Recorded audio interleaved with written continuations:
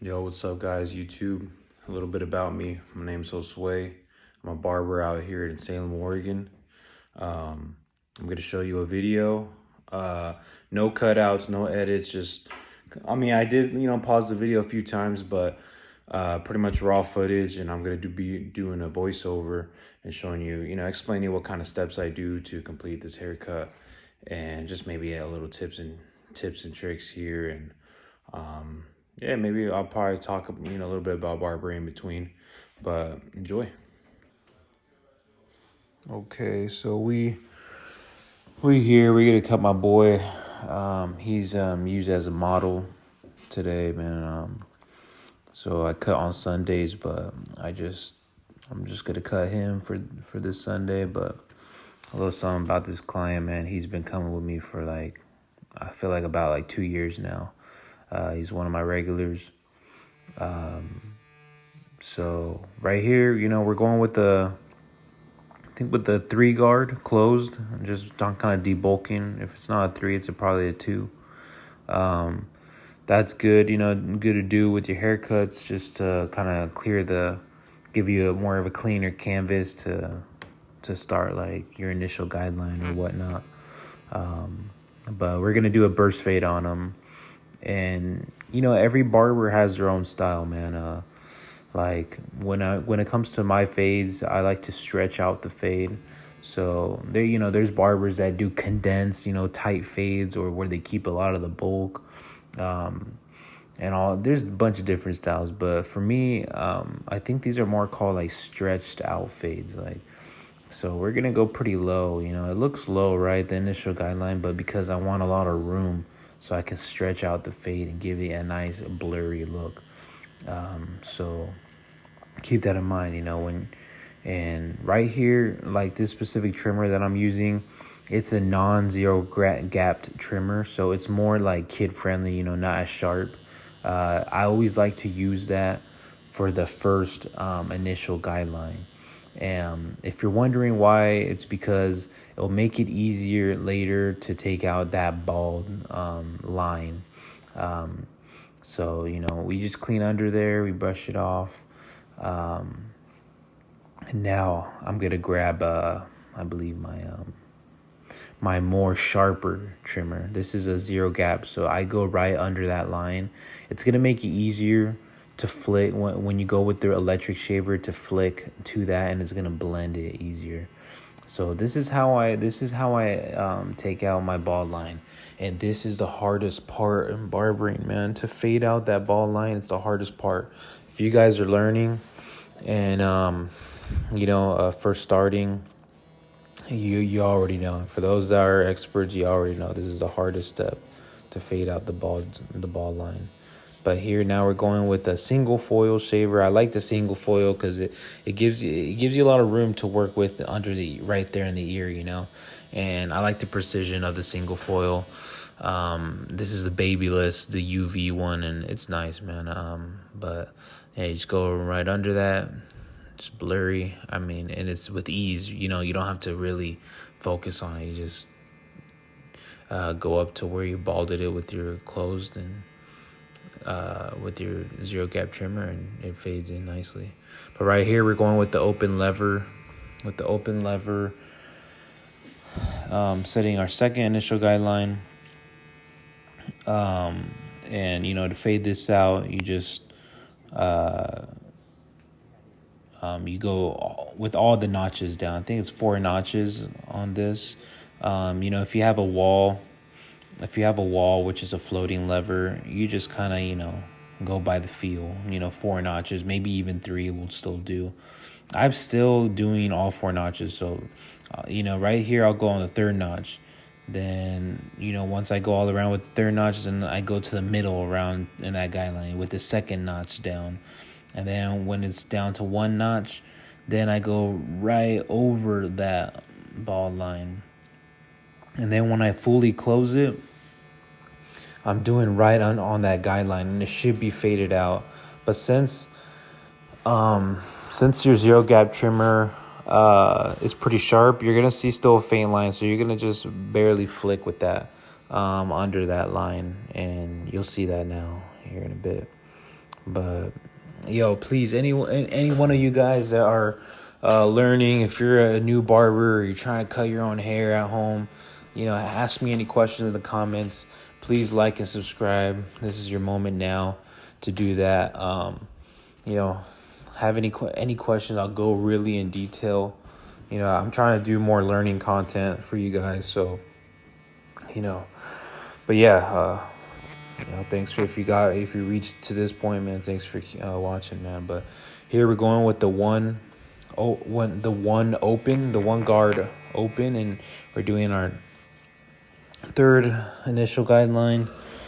And to fade that one open, I don't know. I feel like I should do one closed, but this is how I do it. And then now I grab the half. It's just pretty much to clean the area. Then right here we're going with the half guard open, and we're going a little bit under that guideline. And we're just gonna do the same thing like we did with the open lever no guard. We're just gonna go not every notch. With the half guard I opened it, right, and I went right under that guideline. So now we're gonna go halfway, and we're gonna close the lever halfway, and we're gonna go halfway, poke. Really listen to your clipper. That if the hair is cutting, that's good.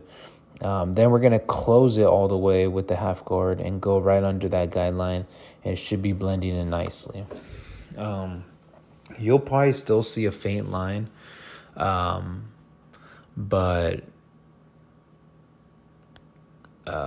we're going to fade that faint line, we're going to do, I'll explain it a bit. You'll see it here, but... Oh, I think I'm doing it now, actually. So we're going to take off the half guard, and we're going to point cut in between that fade line with the lever halfway open. And if you still see a line, then just do little details with the closed guard. And this is how I like to do it, man, step by step. I know if you guys watch a lot of the YouTube videos out on this, most barbers add all their guidelines and they fade them out. Like it starts getting confusing. It starts getting messy. I feel like that's how I felt personally when I was trying to learn. So that's why I always make sure I just fade. I begin one step and I knock it out. So I'm just ready to go to the next step ready. So you already see it's like getting pretty blurry.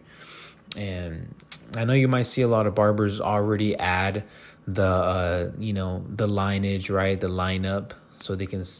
I like to add the lineup in the end for some reason. I feel like it gives you more control on how to really make that line pop, because you can add it where it just hits right, and you'll notice that in the end. So right here we're just going with the one and a half open.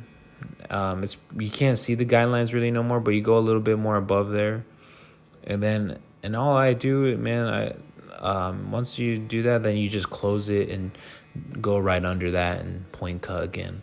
Really use those edges on your clipper, because it, point cutting, it just doesn't cut too much hair. You can have more control on what dark spots you want to cut and all that, and it's just fading. It's making your life a little easier. But yeah, guys, for all you returning viewers that are coming,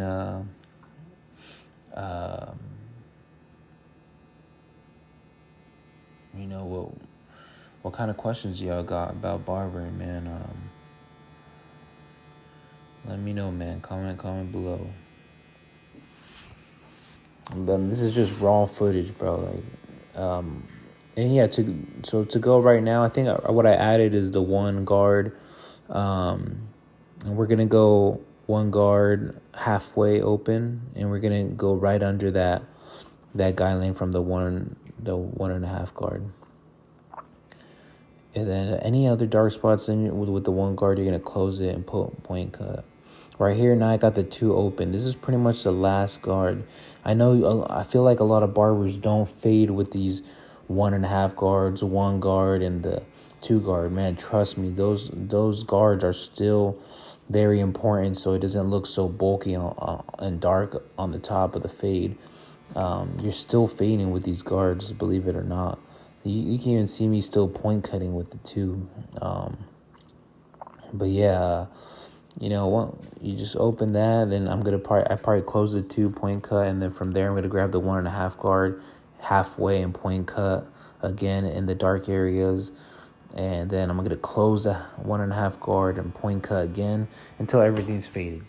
I hope you're understanding how my fade system works. I call this the recipe. So if you want to know more about my recipe, man, I'm going to be coming out with more detailed videos. Please let me know wherever you got lost at.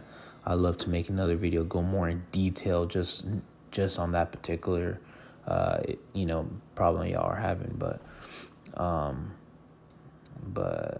yeah, man, I really want to start teaching out here in my area. I'm from Salem, Oregon, and I want to start giving like one-on-one classes to local barbers. I think that would be cool, but I don't know. It's just a thought for right now. But soon here we're gonna add the line. Let's see.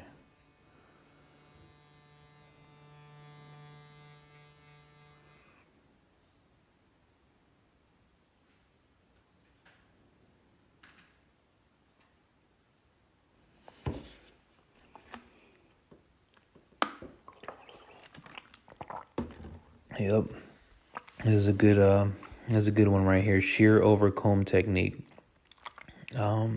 If you want a technique to really take your barbering to the next level, I would look up shear over comb techniques. And if you really want to learn more about it and go in detail, because I know sometimes some of other videos it won't do justice, but let me know, man. Comment below if you want more videos on this technique. I'll go in detail. Like, why am I doing it? It looks like I'm doing nothing, but trust me, man, it really does a lot of work. I know people do it more with like bulky hair. I use it with all kind of stuff, but now I'm gonna grab my sharp trimmer and I'm gonna add my line for the C cup. This is crucial. Look, like once you add this, man, it really looks like you added paint to the fade, man. Like, look at that. It's already looking dark. Everything's coming together. Don't underestimate right here. Like, look from down there. You think there's no hairs, but there's little fuzz or there's little skin that comes off. And it still adds to the C cup, Don't underestimate that. And you'll see it after when I go with the razor. It's even the line's gonna look even darker. That's why I don't use paint. I don't need paint sometimes, It's cool, I don't really use paint. I have it, but it just looks funky to me, I like to do it all naturally, and I'll do the best way I can to make the haircut look unreal, Like right here, look at this. This is so satisfying. Look, even up there when you think there's no hair, it's still, the line is just fading in nicely with that burst fade. But once again, man, I'm really nothing special. There's a lot of barbers out there, talented, man, talented. But I feel like I'm not here to lie to you guys. If you wonder why sometimes some haircuts look so unreal, it's just, the genetics of some guys, man. Like this is one of my good clients that have good hair. So any fade I do, it looks good, There's other clients where I'm like struggling to fade, man. So understand that, don't put too much pressure on you. I'm not here to lie, I'm adding paint on my fades or, like this is just one of my good hair clients and he was willing to let me do a video. So, we're here, but right here, we're doing a razor. Good. This is important, man. It shaves off dead skin sometimes, which is good for your skin once a month. And then also just adding a sharp line to it. I didn't push this guy's hairline too much back, so there's not much hair, but I still like to razor it, It's cleaning the skin off and leaving kind of there is a few hairs there that I need to clean up. But this is another gem, man. Another gem I'm going to throw at you guys. Look, I'm giving free game here, bro. Like, y'all gotta understand this. Like, if you think the haircut was done, this is how you go above and beyond, and how you can charge more for your haircuts just for doing this little step, you know. But you're gonna razor, right? But there's another technique called close shaving.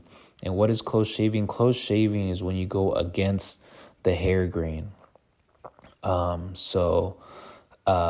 that, really goes down. That's the closest way to get to the skin. So right here, this is not close shaving. This is more like just regular shaving. I'm shaving, with the hair direction. But notice how I grab the razor at this point. And notice how low I go also. Right here. You see, this is against the hair grain. And it's getting as close as possible. And, yeah, right here, man. It's getting... And it's just going to look super sharp after. It's going to look like I added paint to it. But it's just these little details, man. They matter in haircuts. Look, shaving the close. This is called close shaving. Man, when I want like my hair done, I notice some barbers don't do it. I'm like, damn, bro. Like, and then there's another barber that I'll go to that will do this, and it just looks like he had paint on me, but he didn't. And it just looks sharp, man. It's just those little things that matter in the service. And I take pride in my work, but this is a necessity to do. I wonder if I can kind of skip through the video. No, I can't. But yeah, same thing to the other side. And another thing I'm gonna talk about. When I went to barber school, if you're wondering how I started a barber school or how I started hair cutting, I didn't even think that like barbering was an option. Like it was during COVID. I didn't even think that it was a job. I'll go to a barber, right? But I didn't think like that it was a thing. I don't know why. But when COVID came and all the barbershops closed, I wasn't going with the shop, actual licensed barber. I was going with like a backyard barber. So it's not like it affected me. I was still going with them during COVID, but yeah, then something clicked. I think I wanted to just cut my brother and my dad's hair, even though they weren't even going to barber shops. My brother, he was small. He was probably like 8 at the time. My dad, he's old. He doesn't get nothing fancy. No lineups or nothing. My brother too, no lineups. So for 2 whole years, I just focused on bald fades, since that was the thing, bald fades. And I focused on that. And every 2 weeks, man, I practice. I did like for free cuts. I'm learning. Like, let me cut your hair so for free. And every 2 weeks, when the fuzz would grow back, the hair would grow back, and be like, let me give you another bald fade. Let me give you another bald fade, because I was just really trying to practice, to fade out that bald line and stuff, or the fading steps. And yeah, I was hungry for it, man. For 2 whole years, I did that, and then I went to barber school. But one thing I didn't do was lineups during that whole time, right? Lineups and razor work. And still in barber school, I didn't even do still razor work. Only for the reason that one of the other barbers, he said, man, why am I going to do razor? He was more experienced. He had a few years in the game. But he's like, man, why am I going to give razor shaves? Like, these guys ain't gonna fucking, or they don't pay up or nothing. So then that mindset rubbed off on me, and I didn't do razor fades. So don't let other people discourage you. Like, do what got to be done so you can get better and improve faster. But I regret that, yeah. And I didn't, and I was practicing lineups, but I was bad since I didn't do much. But make sure, if you ever go to barber school or you're practicing now, get somebody that does lineups, or try to convince whoever you're cutting to get a lineup. and so you can practice, but like even here behind the neck, I close shave. That's close shaving. I'm going against the grain, but you gotta be very careful. It's the razor's sharp, and the skin in the back of the neck is fragile. I just stop right there. I don't go behind the neck. Behind the neck, I'll do with the grain. I'll razor with the grain. So I go against the grain on the side to give it a sharper look. So it looks like I added paint, It's all natural there, man. I just wiped him down with some water, so I can get all the hair and the what's it called, the shaving gel off. If you notice, I didn't use shaving gel on the C cups because it's kind of not as fragile of skin. But on the neck, for sure, add some gel on there, close shave. I mean, I would add gel too on the C cups, but it just the gel kind of gets in the way of my vision. But I'm not too worried about the C cups. I usually don't cut them there. But here, I do cut at times if I don't use it. So I'd really add some shaving gel on these on the lineups around the ear, the back of the neck. But yeah, that was a little bit about me, man. A little bit about me. But barber school is cool, man. Any questions about barber school, comment below. Send me a message, DM me. I'll put my Instagram link there so you guys can check out my Instagram as well. I have my Booksy link. I mean, if y'all are watching from Salem or anywhere nearby, then yeah, come book with me, man. It'd be cool, man. We can talk, whatnot. I can teach. But yeah, I did. Oh yeah, and I did the design, man. I had this guy be one of my models because I wanted to practice the design. So that's what I did on the other side. I didn't really record that much of me doing it because I was practicing. So I wanted to, be in front of the camera and use all the space. But yeah, man, that's pretty much the cut.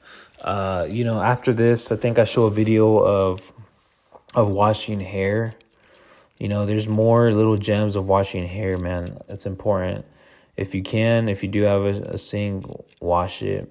Even if it looks like look, this guy's hair on top looks pretty clean, right? But if you wash it and or actually, well, he didn't. I don't even think I cut the top, or did I? No, I don't think I did. He wanted to just let it grow out. But let's say he did like a 3-guard, 2-guard on top or something. Still wash his hair because sometimes when you wash it, it frizzes up again, and you see all those hairs that poke out again. And I dry his hair, then I cut it again on top to get all those ones that stick out. That's going above and beyond again for a haircut. I'm charging right now $45. Some will argue that that's pretty expensive. Some will argue that, for all the work that I do, like, damn, you need to raise your prices or something. I don't know. But that's just how I feel. I'm not still fully booked anyway. When you raise your prices, you want to make sure you're booked. You want to make sure if you're booked like a week out, and then you might be worth another, price raise. But yeah, but I think 45 is a good price for my type of work and what I do. But yeah, I want, have them relax, lay back on the sink. I had this this shampoo and conditioner. It's called Woody's. It has mint and what's the other stuff called? Mint and oh man, I'm forgetting that. I'm forgetting.